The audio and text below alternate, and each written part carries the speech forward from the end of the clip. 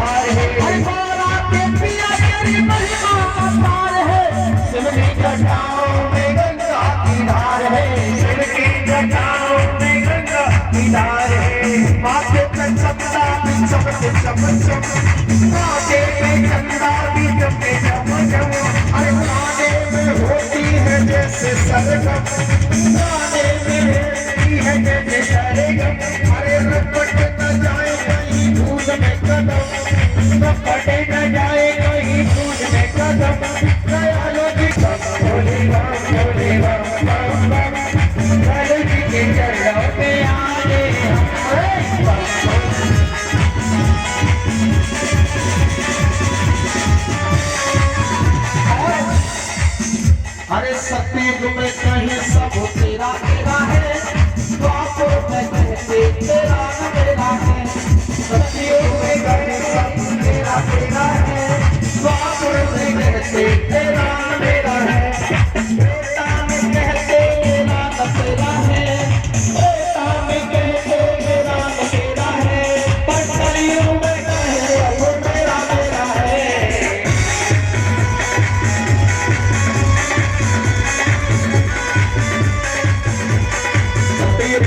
ये सब तेरा तेरा है, द्वापर में कहते तेरा न मेरा है।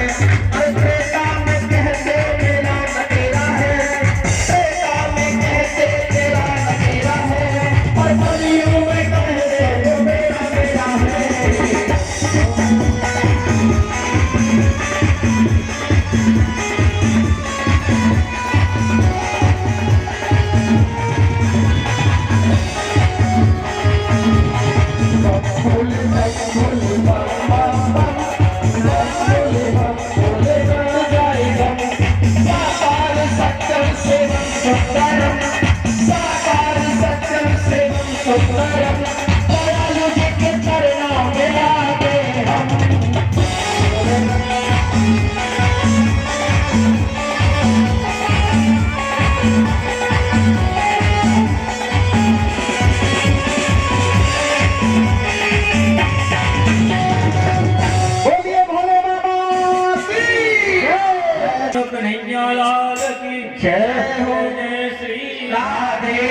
भगवान भोलेनाथ ने कोई जवाब ही नहीं दिया, खड़े होकर के चले गए।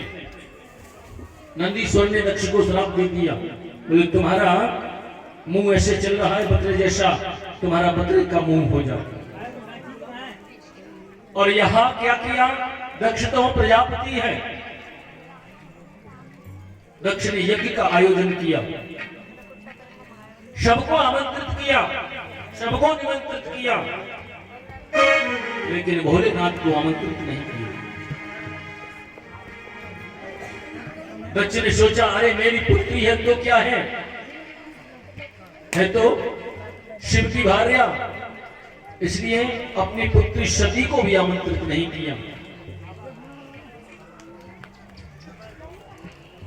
आकाश मंडल में समस्त देवी देवता अपने अपने विमानों में बैठ करके जा रहे हैं दक्ष के यज्ञ में।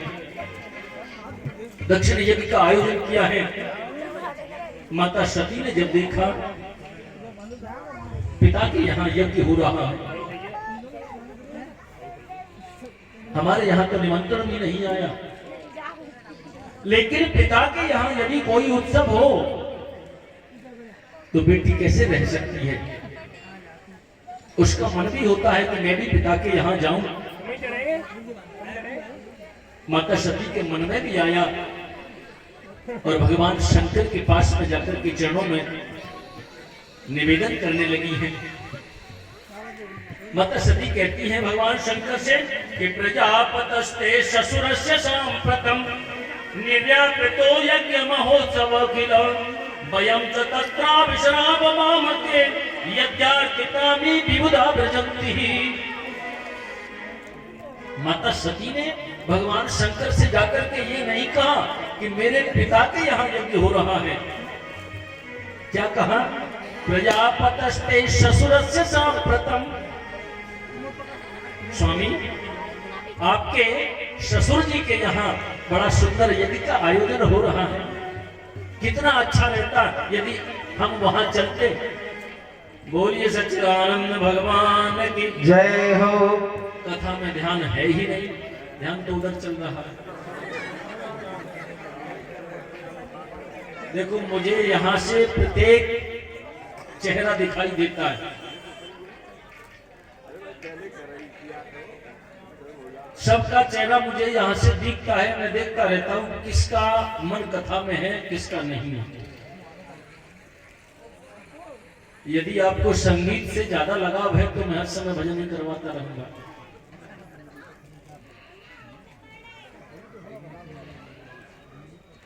तो कम से कम मुझ पर इतना अनुग्रह कर दो कि जब तक कथा हो तब तक शांत रहे। बोलिए सच्चिदानंद भगवान की, कृष्ण कन्हैया लाल की जय। जय जय श्री राधे श्याम।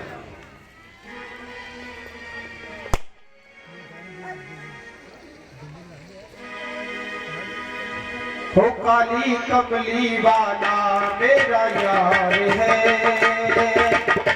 मेरे मन का मोहन तू दिलदार है। काली कमली वाला मेरा यार है, मेरे मन का मोहन तू दिलदार है। काली कमली वाला मेरा यार है, मेरे मन का मोहन तू दिलदार है।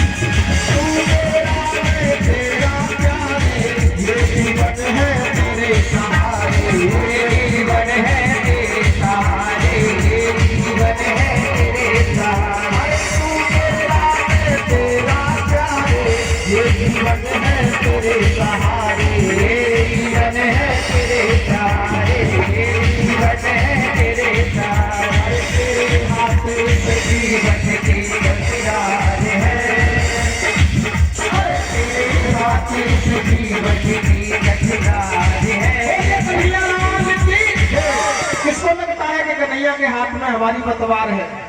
यहाँ पर किसको लगता है कि कन्हैया के हाथ में हमारी पतवार है? जिनको लगता है वो दोनों हाथ ऊपर उठाएंगे और बड़े भाव से बोलेंगे, अरे तेरे हाथ इस जीवन की पतवार है, तेरे हाथ इस जीवन की पतवार है, जीवन का मोहन तू दिलदार है।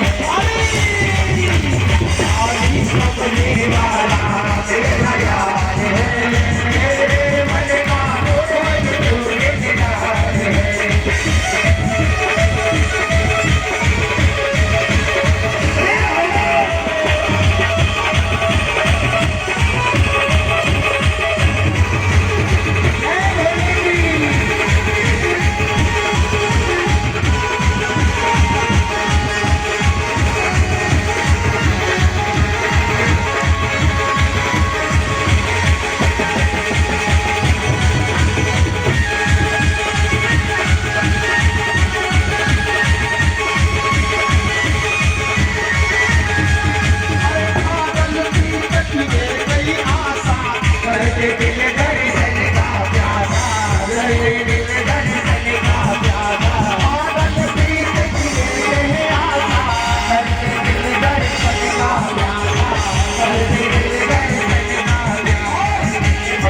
तेरे हर वादे पे मुझे एतबार है, तेरे हर वादे पे मुझे एतबार है। कन्हैया लाल की एक बार पुनः उठाएंगे और फिर दिखाएंगे मेरे कन्हैया को, अरे तेरे हाथ इस जीवन की पतवार है, तेरे हाथ इस जीवन की पतवार है, तेरे मन का मोहन तू आगे कमली वाला तेरा यार है, तेरे मन का मोहन तू दिलदार है।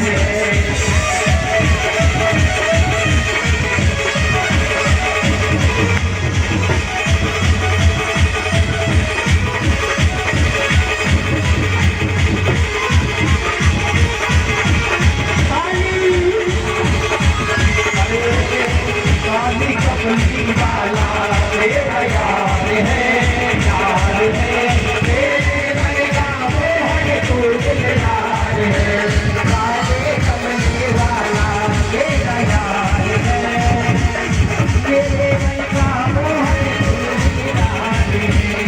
तुझको अपना मान लिया है, ये जीवन तेरे नाम किया है, ये जीवन तेरे नाम किया है, ये जीवन तेरे नाम किया है। तुझको अपना मान लिया है, ये जीवन तेरे नाम किया है, ये जीवन तेरे नाम किया है, ये जीवन तेरे नाम किया है। किसने अपना जीवन कन्हैया के नाम सौंप दिया है? दोनों हाथ ऊपर उठा के और बड़े भाव से बोलेंगे, अरे चित्र विचित्र को प्यार है,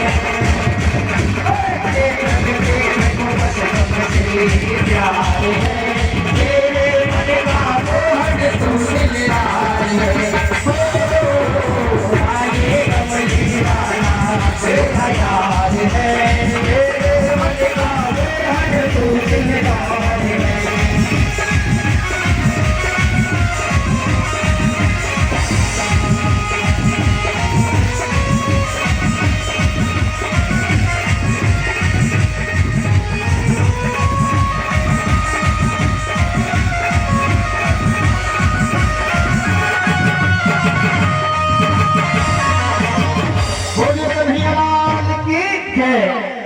बोली सच्चिदानंद भगवान की जय। कृष्ण कन्हैया लाल की जय। जय श्री राधे। माता सती भोलेनाथ से कहती हैं, प्रजापतस्ते ससुरस्य सांप्रतम निर्यापितो यज्ञ महत्सव किलो वयं च तत्र विश्रामवामते यज्ञाकृतामि विबुधा भजन्ति। भगवान आपके ससुर जी के यहाँ इतने सुंदर यज्ञ का आयोजन हो रहा है, कितना अच्छा होता हम वहां चलते। अरे स्वामी, यदि आप नहीं जा सकते तो कदाचित मुझको तो आज्ञा दे ही दीजिए।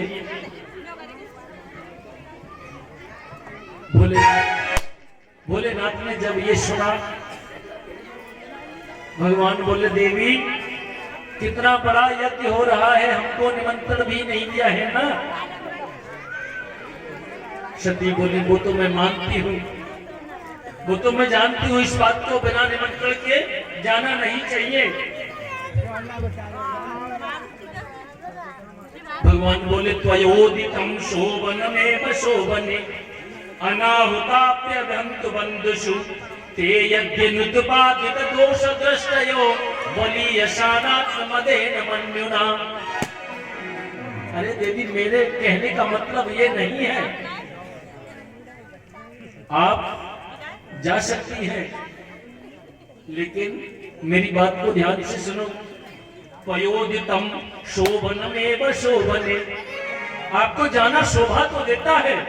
अनाहुताप्यभ्यन्ति बन्धुषु, पुत्री अपने पिता का घर बिना बुलाए भी जा सकती है, इसमें कोई संदेह नहीं है। लेकिन कब? जब पिताश्री व्यस्तता के कारण बुलाना भूल गए हो तब। यदि जानबूझकर नहीं बुलाया हो तो देवी ऐसे स्थान पर नहीं जाना चाहिए। आवत ही हर्षे नहीं नैनन नहीं स्नेह, तुलसी तहां न जाइए चाहे कंचन वर्ष में। ऐसे स्थान पर देवी नहीं जाना चाहिए। लेकिन पिता के घर तो पुत्री जा सकती है। यद्यपि मित्र प्रभु पितु गुरु गेहा, जहिए बिन बुलाई न संदेहा। पिता के घर, मित्र के घर, गुरु के घर, ऐसे स्थान पर बिना बुलाए भी जा सकते हो, इसमें कोई संदेह नहीं है। लेकिन देवी इसमें भी संदेह है। तदपि विरोध मानहि जहाँ कोई, तहाँ गए कल्याण न होई। ऐसे स्थानों पर भी यदि कोई विरोध मानता है तो वहां जाने से कल्याण नहीं होता देवी। इस प्रकार से जब कहा, माता सती का मन बड़ा खिन्न है। तुरंत भोलेनाथ के चरणों में प्रणाम किया और प्रणाम करके बाहर आई। और मैया के मन में इच्छा तो ये है कि मुझे पिता के यहाँ मैं भी जाती, मेरी बहनें भी आई होंगी। अरे उनसे मिले भी कई महीने हो गए, मैं अपनी बहनों से भी मिल लेती। माता के यहाँ दो रूप प्रकट हो रहे हैं। मन में इच्छा है पिता के यहाँ जाने की, लेकिन पति की आज्ञा भी नहीं है। कभी मैया अंदर जाती हैं, कभी बाहर आती हैं, कभी अंदर जाती हैं। भोलेनाथ सब समझ गए। उन्होंने अपने गणों को बुलाया और कह दिया ले जाओ इनको। यदि कोई समाचार हो तो मुझे सुनाना। सब जानते हैं क्योंकि भोलेनाथ ने तो पहले ही परित्याग कर दिया है। और उन्होंने क्या किया, उनकी जो वस्त्र आभूषण जो भी है सबके लिए कह दिया इनको भी ले जाओ। क्योंकि भोलेनाथ सब जानते हैं ये वापस आने वाली अब है नहीं। यदि ये वस्त्र आभूषण उनके यहाँ रहेंगे तो मुझे बार बार याद दिलाएंगे। सबको रख दिया और गणों से कह दिया कोई समाचार हो तो मुझे सुनाना। बोलिए शंकर भगवान की जय हो, कृष्णचंद्र भगवान की जय हो, श्री राधे श्याम। अब तो माता सती अपने पिता दक्ष के यहाँ पधारी कि पिता भवन जब गई भवानी, पिता भवन जब गई भवानी, पिता भवन जब गई भवानी। दक्षता शोभा गुण सन्मानी, दक्षता शोभा गुण सन्मानी।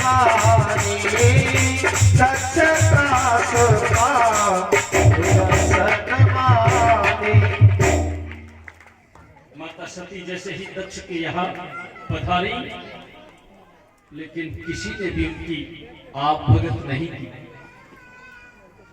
दक्ष ने अपनी सभा में पहले ही कह दिया था कि सती यदि आ भी जाए, शंकर यदि यहाँ आ भी जाए, उससे कोई बात नहीं करेगा, चाहे वो देवता ही क्यों न हो।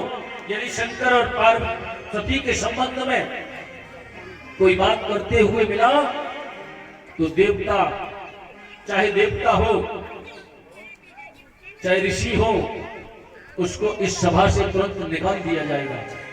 बोलिए सच्चिदानंद भगवान की जय हो। माता सती जैसे ही दक्ष के यज्ञ में प्रवेश करती हैं, किसी ने आओ भगत नहीं की, लेकिन माता का हृदय तो माता का होता है। सादर भले मिली एक माता, सादर भले मिली एक माता, सादर भले मिली एक माता, सादर भले मिली एक माता, भगिनी मेरी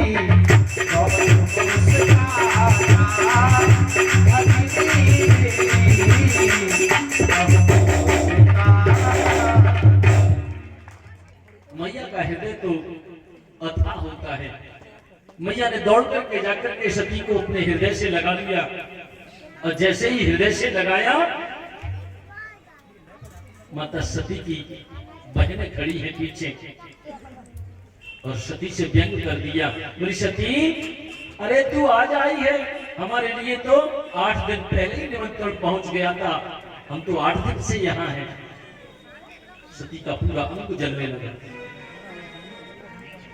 समझ रही है पिता ने निमंत्रित नहीं किया। बड़ा अपमान महसूस किया माता सती ने, लेकिन सती मन में ये भी मान रही है कि मां तो मेरे साथ है। इतने में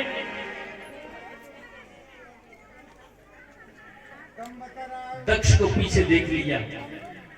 सती की माता ने जैसे ही दक्ष को देखा, सती को एकदम छोड़ दिया। बोलिए शंकर भगवान की जय हो। माता प्रसूति ने सती के चरणों को भी स्पर्श नहीं कर पाया, अपने दोनों नेत्रों से आंसुओं को सती के दोनों चरणों पर डाल दिया, छोड़ दिया एकदम। दक्ष के भय से छोड़ दिया, और दक्ष की तरफ जैसे ही माता सती ने देखा, दक्ष ने भी अपना मुंह हटा लिया। अब तो सती रह गई देखती। माता सती के क्रोध का ठिकाना नहीं रहा, बहुत क्रोधित हुई।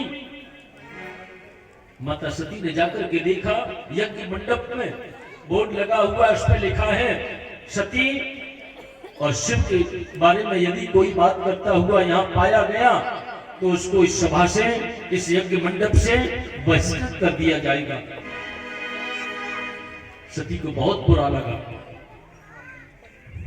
लेकिन माता सती ने जैसे ही यज्ञ मंडप पे हवन वेदी की ओर ध्यान दिया, आगे बढ़ी। अरुद्र भागम तमवेक्ष चातुरम पित्रा च देवे कृतहेलनम विभो अनागता यज्ञ सदस्यधीश्वरी चुकोपि लोका निवदक्षति रुषा। उस यज्ञ मंडप में जाकर के जैसे ही हवन वेदी पर लिखा, भगवान शिव के लिए कोई भाग रखा ही नहीं है उसमें। माता सती को बहुत क्रोध आया, और क्रोध आते आते दक्ष के सामने जाकर के खड़ी हो गई। बोले दक्ष प्रजापति, तुमने ये अच्छा नहीं किया। अरे तुम भगवान शिव से द्वेष करते हो। यद्वक्षरम नाम गिरेरतम नणाम सकत प्रसन्ना दुघमांते हंते तत पवित्र कीर्तिम कमलंग शासनो भवान हो तो इष्ट शिवम से नेतरो।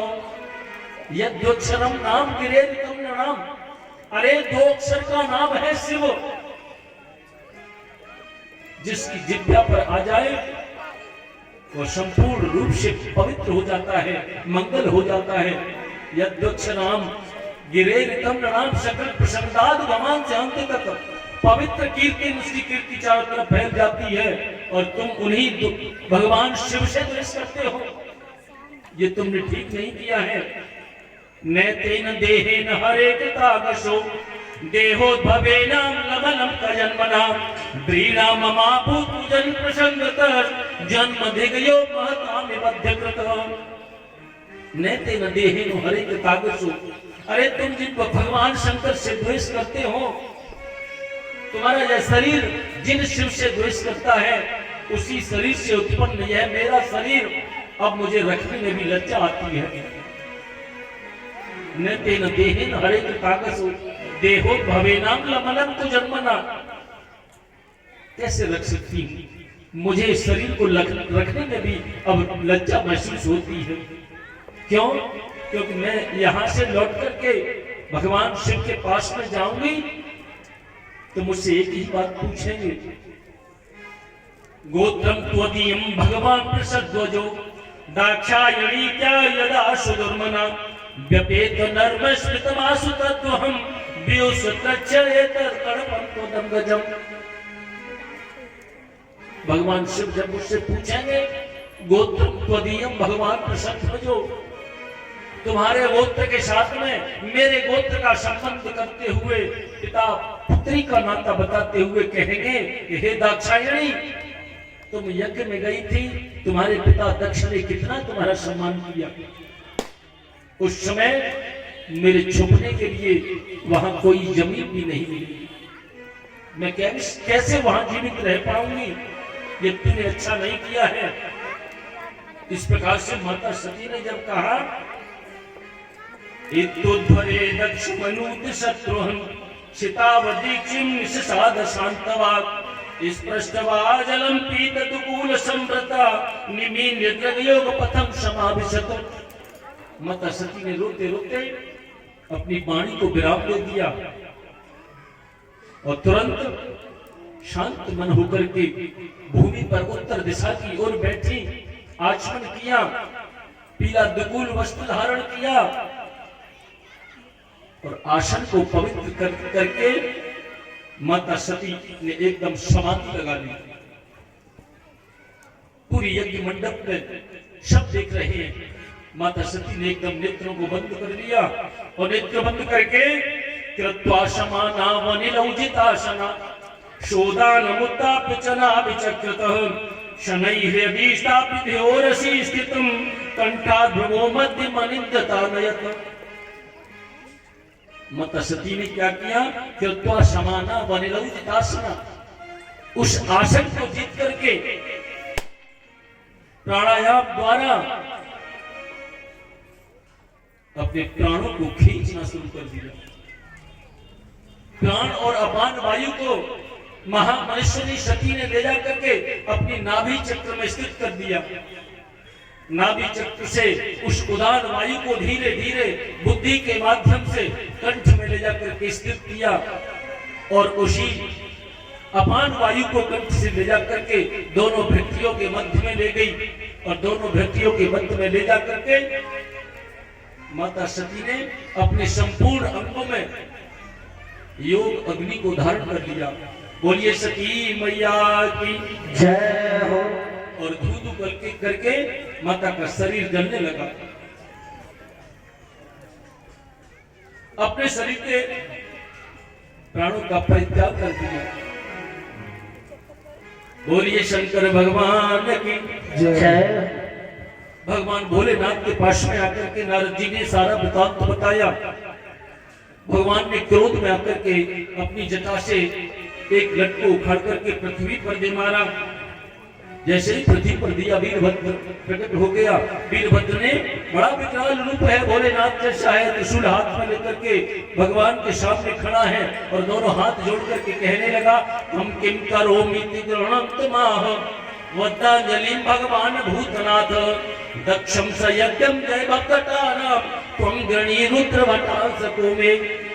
भगवान के सामने आ जाता है और भगवान से कहता है तम किम करोमि गणंतमाह, मेरे लिए क्या आदेश है महाराज, मेरे लिए क्या आदेश है, मुझे क्या करना है। और वीरभद्र से कह दिया दक्षम स यज्ञम जय बद्दकानाम तुम गणी रुद्र वटांसको में, दक्ष को जाकर के यज्ञ सहित समाप्त कर दो। बोलिए शंकर भगवान की जय हो, मैया लाल की जय हो, जय जय श्री राम। राधे श्याम।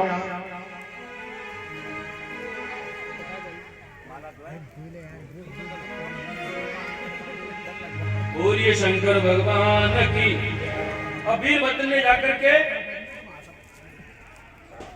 दक्ष के यज्ञ में त्रिशूल से जाकर के दक्ष के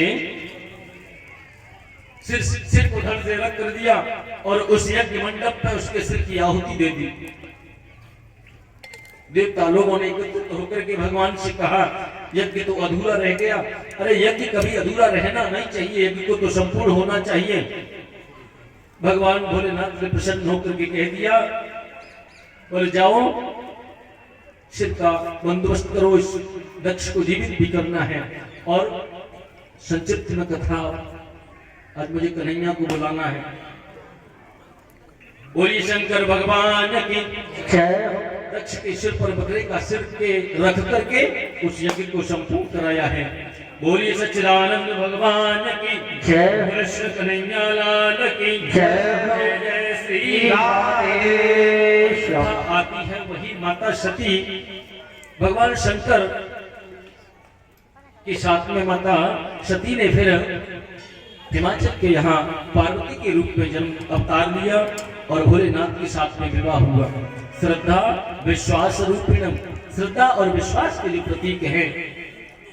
देखो भोलेनाथ की यहाँ क्षमता है, इनके यहाँ क्षमता कैसी है कि भोलेनाथ का वाहन क्या है नंदी और माता पार्वती का वाहन क्या है शेर। दोनों आपस में एक दूसरे के विपरीत, लेकिन क्षमता कितनी है। भोलेनाथ के गले में सर्पों की माला है और इनके बड़े बेटे का वाहन क्या है कार्तिकेय जी का मोर। दोनों में आपस में बैर रहने वाला, लेकिन यहां क्षमता है। भोलेनाथ के गले में सर्पों की माला है पहने हुए है, लेकिन इनके छोटे बेटे का वाहन क्या है मूषक है।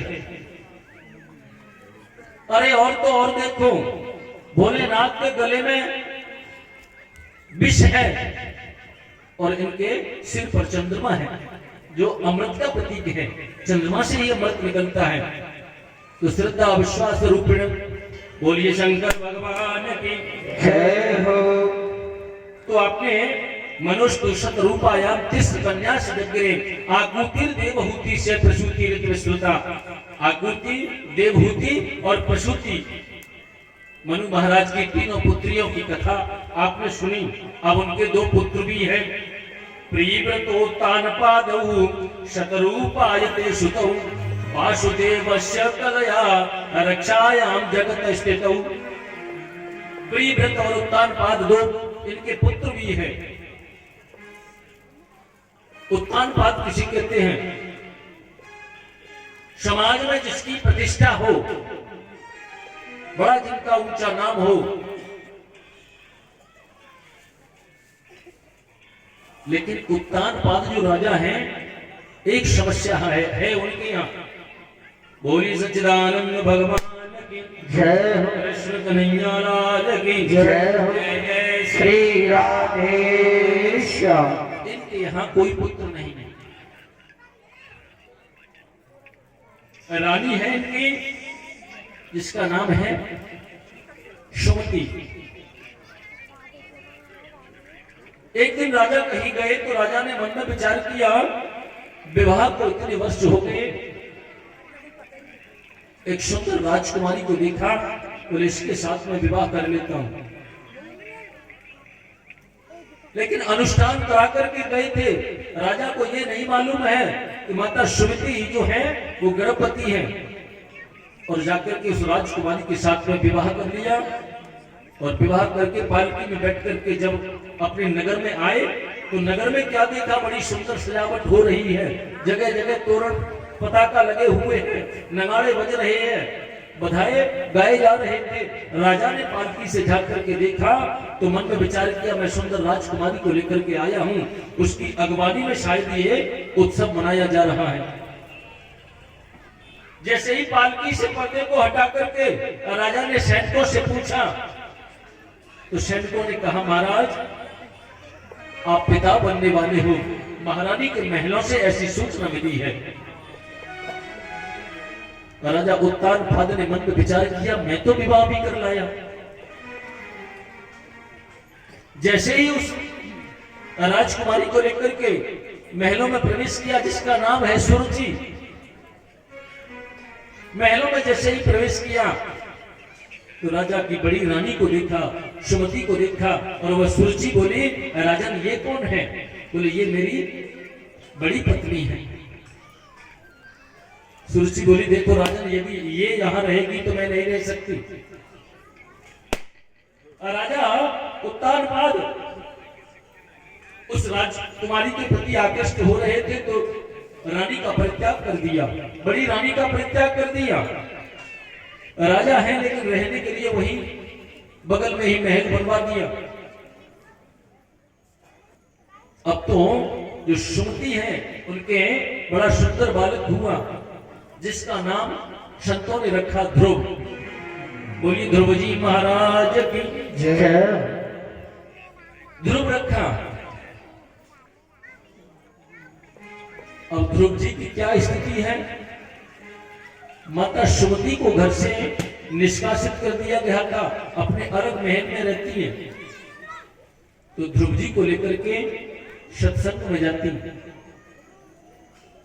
माता सुमति अपने उस अबोध बालक को लेकर के सत्संग में जाती, संतों के चरणों में जाती, सत्संग को सुनती। एक दिन क्या हुआ, सत्संग सुन करके और उस बालक को अपनी गोद में लेकर के संतों के चरणों में प्रणाम किया, और प्रणाम करके जैसे ही वापस होने को हुई तो संतों ने कहा, बेटी इधर आओ।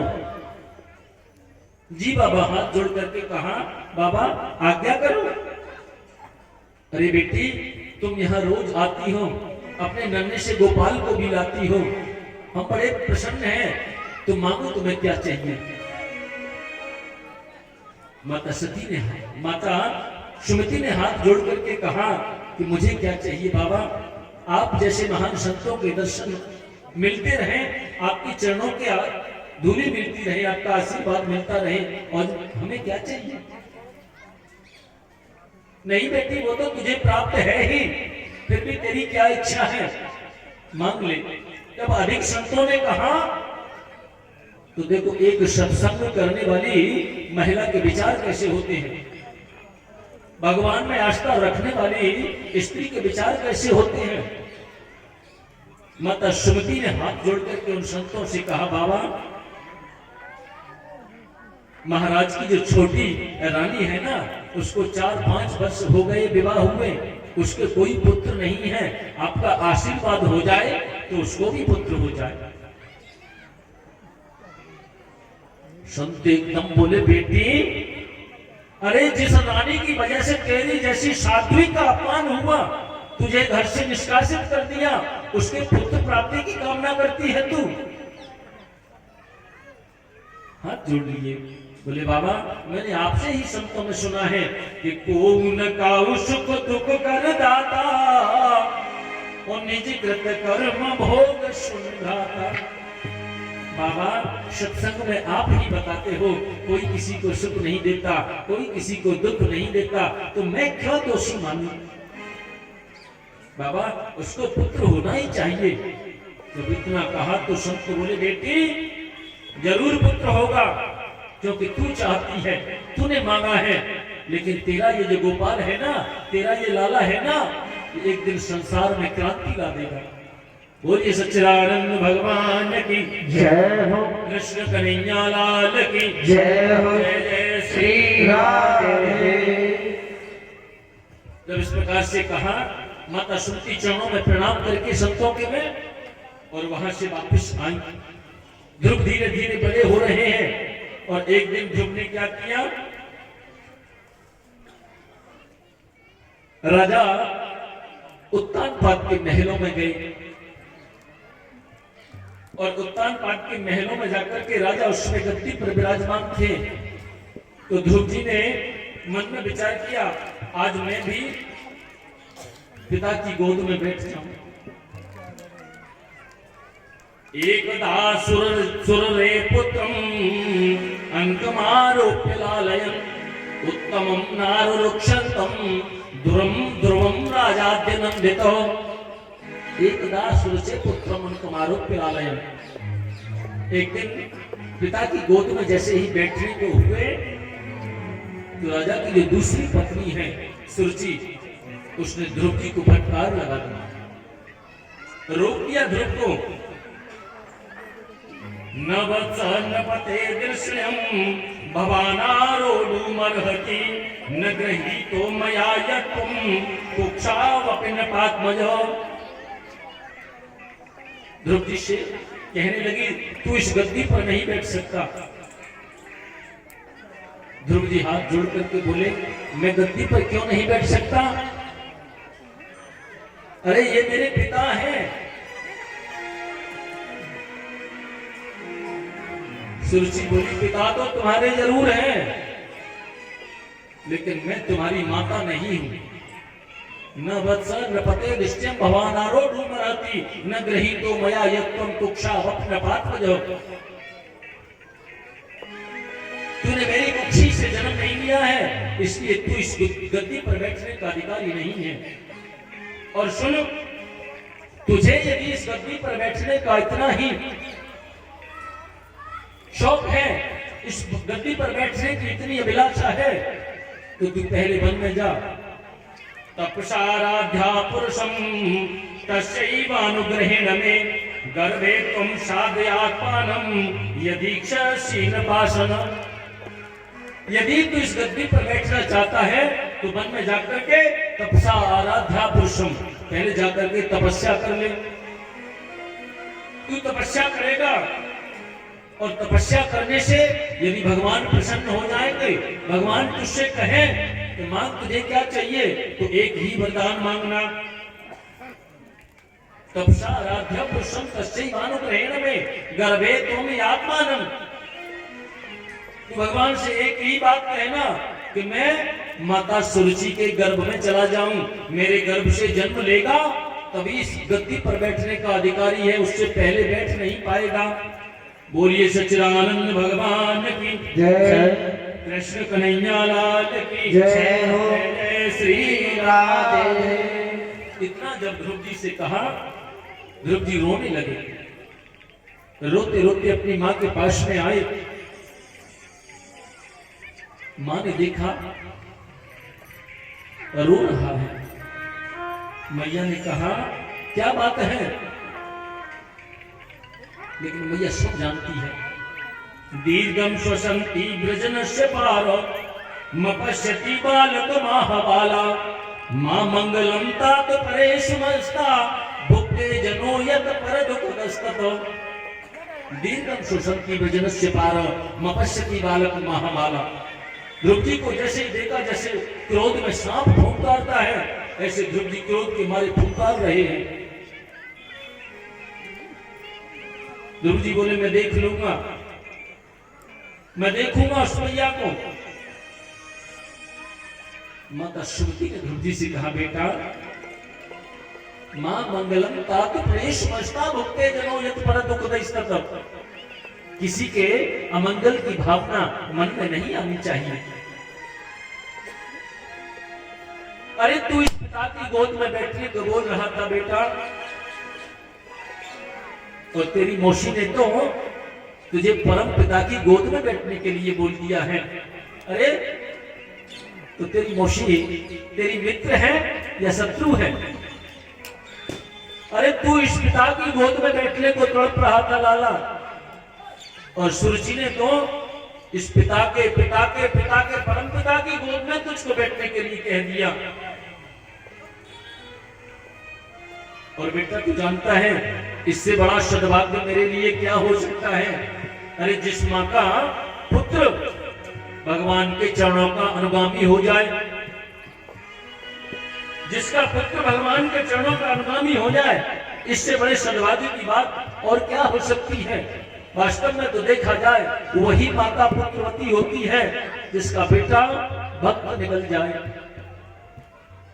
कि पुत्रवती युवती जग सोई, पुत्रवती युवती जग सोई, पुत्रवती युवती जग सोई, पुत्रवती युवती जग सोई, रघुवर भगते दास सुत होई, रघुवर भगते दास सुत होई। बोले सच्चिदानंद भगवान की। ध्रुव जी से कहती बेटा वही माता पुत्रवती है, वही माता पुत्रवती कहलाने की अधिकारिणी है जिसका पुत्र भगवान के चरणों का अनुगामी हो जाए। इसलिए बेटा तुझको वन में जरूर जाना चाहिए। अरे लाला तू यदि कल वन में जाए तो आज ही चला जा, और आज जाए तो अभी चला जा। ध्रुव जी हाथ जोड़ करके बोले मैया आप भी मुझको वन में जाने की प्रेरणा देती हो? बोले हाँ बेटा, जोड़ ले परमात्मा से संबंध, परमात्मा तेरा है। ध्रुव जी के मन में प्रगाढ़ता आ गई कि माँ कह रही है। ध्रुव जी ने तुरंत माँ के चरणों में सिर रख करके प्रणाम किया और वन की ओर प्रस्थान कर गए हैं। ध्रुव जी मन में सोचते जा रहे हैं भगवान मुझको मिलेंगे कहां? लेकिन शास्त्र का ये नियम होता है कि यदि गुरु जीवन में मन बनाया नहीं तो भगवान की प्राप्ति हो नहीं सकती। ध्रुव जी मन में विचार करते जा रहे हैं कि मेरा गुरु तो कोई है ही नहीं। सामने से नारद जी को आते हुए देखा। नारद जी ने देखा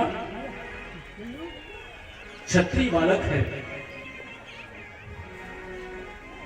लेकिन रोष में है। सब जानते हैं मां के कहने से भगवान को प्रकट करने के लिए आया है। पहले चल करके देख लो इसका विश्वास पक्का है कि नहीं। ये भगवान की भक्ति के लिए कच्चा है तो पक्का है, और यदि मेरा शिष्य बन जाए तो मेरे लिए बड़ी आनंद की बात है। नारद जी ने जाकर के ध्रुव जी से जाकर के कहा अरे बेटा, अरे लाला कहाँ जा रहे हो? ध्रुव जी हाथ जोड़ करके बोले मैं वन में जा रहा हूँ। अरे किसके बेटे हो? मैं उत्तानपाद का बेटा हूँ। वन में किस लिए आए हो? बोले मैं भगवान को प्रकट करने के लिए आया हूँ। नारद जी बोले भगवान को प्रकट करने? अरे वन में, जंगल में? अरे यहाँ तो शेर रहते हैं, भगवान कहाँ है? अरे लाला यहाँ से घर चले जाओ, शेर तुम्हारा नाश्ता कर जाएगा नहीं तो। ध्रुव जी हाथ जोड़ करके बोले मेरी माँ ने ये कहा था कि शेर में भी भगवान का वास होता है। हर व्यापक सर्वत्र समाना, वो परमात्मा तो सब में विद्यमान होता है। और नारद जी को देखते ही ध्रुव जी ने साष्टांग लेट करके प्रणाम किया। नारद जी ने समझ लिया, बोले इसकी पहली सीढ़ी मजबूत है, विश्वास इसका पक्का है। नारद जी बोले देखो तुम इस जंगल में आए हो, तुम भोजन कितनी बार करते हो घर पे? ध्रुव जी बोले देखो कभी 4 बार, कभी 5 बार। मेरी माँ जब भी मुझको अपनी गोद में बिठा करके भोजन कराती है मैं भोजन कर लेता हूँ। नारद जी बोले इसीलिए तो हम कह रहे हैं यहाँ तुम्हारी माँ नहीं है। अरे जब भूख लगेगी रोगे तो तुम्हारी माँ है नहीं, कैसे भोजन मिलेगा? ध्रुव जी हाथ जोड़ करके बोले मेरी माँ ने ये भी मुझसे कहा था कि जब दांत उसने दिए हैं अन्न की व्यवस्था भी वही परमात्मा करता है। अरे जब मातृ के गर्भ में जब जीव होता है तो जन्म उसका बाद में होता है, उसके दूध की व्यवस्था परमात्मा पहले कर देता है। तो यहाँ वन में भोजन की व्यवस्था भी वही करेगा। नारद जी तुरंत समझ गए, बोले इसका विश्वास पक्का है। अब ध्रुव जी बोले मेरी माँ ने तो मुझसे कह दिया था परमात्मा हर जगह मिलता है, लेकिन एक शब्द और भी थे, हमने सुना था माँ से कि जिसको नारद जी मिल जाते हैं उसको परमात्मा से मिला करके रहते हैं। अरे तुम कैसे नारद हो, तुम तो मुझे कोई बहरूपिया मालूम होते हो, मुझसे बार बार कहते हो कि घर चले जाओ घर चले जाओ।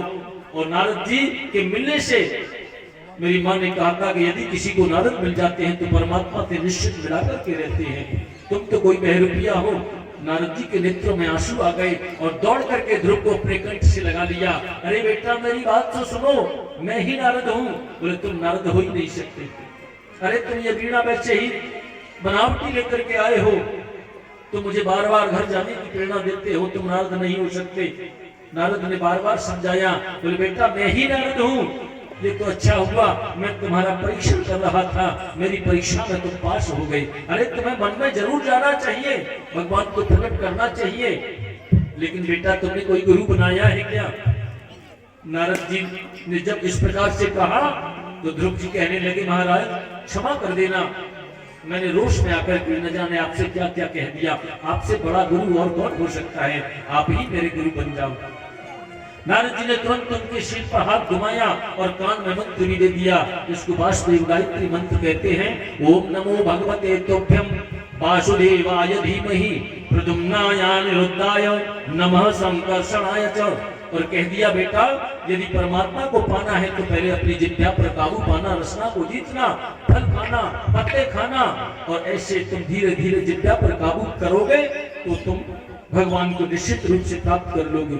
और ध्रुव जी ने जाकर के यमुना में स्नान करके और तुरंत समाधि लगा ली, खड़े हो गए ध्रुव जी। एक पैर से ध्रुव जी खड़े हैं और खड़े होकर के उन्होंने परमात्मा पे अपने ध्यान को लगाया है। जो मंत्र दिया था मंत्र का जाप करने लगे हैं। ओम नमो भगवते वासुदेवाय। ध्रुव जी के भजन का जब पहला महीना शुरू हुआ है, ओम नमो भगवते वासुदेवाय, ओम नमो भगवते वासुदेवाय, ओम नमो भगवते वासुदेवाय, ओम नमो भगवते वासुदेवाय। हरे वासुदेवाय मेरो वासुदेवाय, वासुदेवाय मेरो वासुदेवाय। ओम नमो भगवते वासुदेवाय,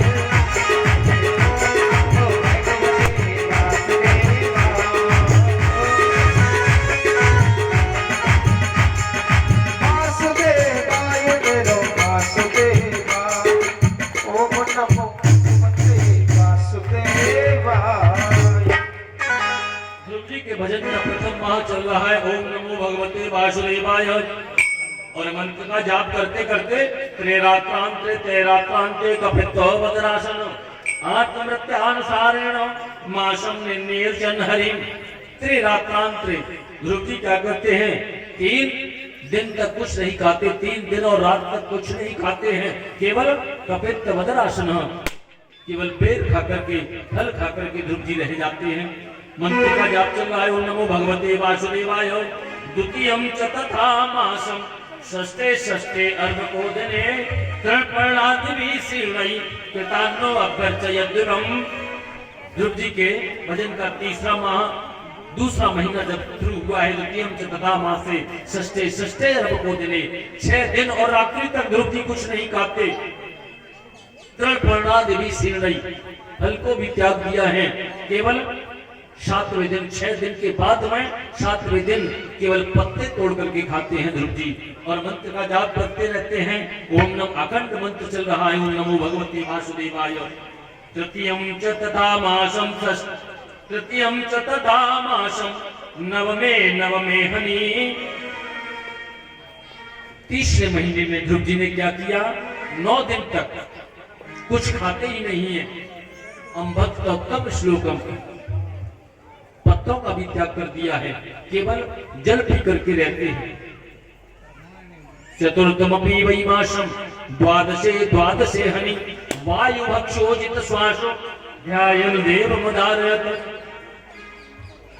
चौथा महीना जैसे ही हुआ है, चतुर्थमपि वै मासं द्वादशे हनि, 12 दिन तक कुछ नहीं खाते हैं। पानी पीना भी उन्होंने बंद कर दिया है। वायु भक्षो जित श्वासो, 12वें दिन के बाद में 13वें दिन केवल वायु का भक्षण करते हैं, वायु पीते हैं और कुछ सब बंद कर दिया है। पंचमे मासे नु प्राप्त जित श्वासो नृपात्मजो ध्यायन ब्रह्म पदैकेन तस्तौ स्थाणुरिवाचलो। जैसे ही ध्रुव जी के भजन का 5वां महीना चला है, ओम नमो भगवते वासुदेवाय अखंड मंत्र का जाप चल रहा है। पंचमे मासे नु प्राप्त जित श्वासो नृपात्मज, और उन्होंने क्या किया, अपनी श्वासों पर भी काबू कर लिया है, श्वास को जीत लिया और एकदम प्राणायाम द्वारा श्वास को अवरुद्ध कर दिया है। बोलिए सच्चिदानंद भगवान की जय हो। अब जैसे ही श्वासों को रोका, एकदम त्रिलोकी में सन्नाटा छा गया, सबकी सांस अवरुद्ध होने लगी, सब देवता घबराने लगे और ब्रह्मा जी के पास में जाकर के कहा, महाराज हम सांस नहीं ले पा रहे हैं, क्या बात है, हम क्यों नहीं ले पा रहे हैं? ब्रह्मा जी ने कहा, देवताओं जो स्थिति आपकी है वही समय मेरी स्थिति है, मुझे भी श्वास लेने में बड़ी कठिनाई होती है, चलो सब नारायण के पास में चलते हैं। और ब्रह्मा जी सब देवताओं को एकत्रित करके नारायण के पास में आ गए, सबने अपनी अपनी अंजलियों को जोड़ा और भगवान के सामने हाथ जोड़ करके कहते हैं, नैवं विदामो भगवन प्राणरोधम चराचरस्याखिल सत्त्वधाम्नो विदेहि तन्नो वृजनाद मोक्षम प्राप्ता वयं त्वां शरणं शरण्यं। बोली सच्चिदानंद भगवान की जय हो। कन्हैया लाल की जय। जय श्री राधे। हमारे दो ही रिश्तेदार, हमारे दो ही रिश्तेदार,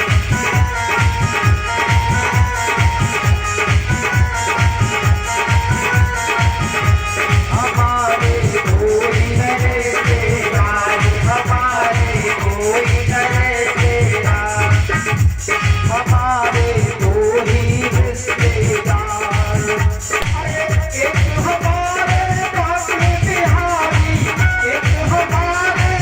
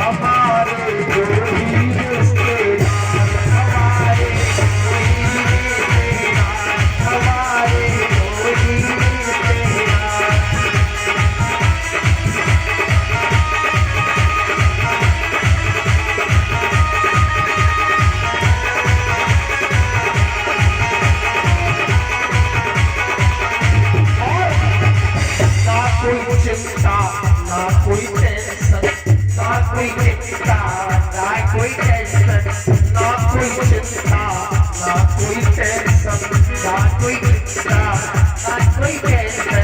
राधा नाम है दिल में पेंशन, राधा नाम है दिल में पेंशन, राधा नाम है दिल में पेंशन, राधा नाम है दिल में पेंशन। हरी सभा में कह सकते हो, हरी सभा में कह सकते हो, हरी सभा में कह सकते हो, हरी सभा में कह सकते हो।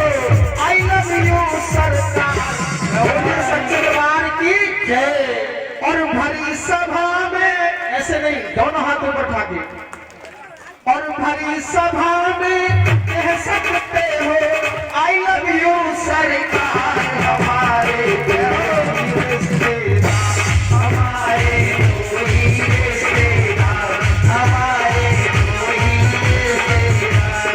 एक हमारे बाके बिहारी, एक हमारे बाके बिहारी, राधे रानी सरकार। हमारे कोई रिश्तेदार, हमारे कोई रिश्तेदार, हमारे कोई रिश्तेदार।